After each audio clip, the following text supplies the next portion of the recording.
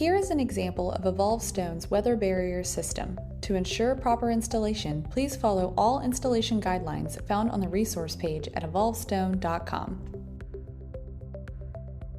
When installing rain screen around corners, cut and abut all inside and outside corners. This detail will prevent tenting or bunching.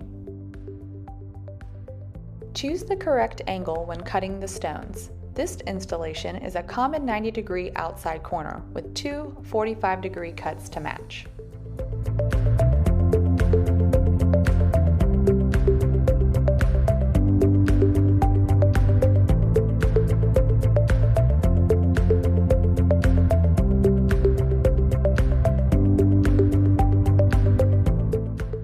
Apply the trim grip adhesive towards the back of the cut so the glue does not squeeze out to the face of the stone.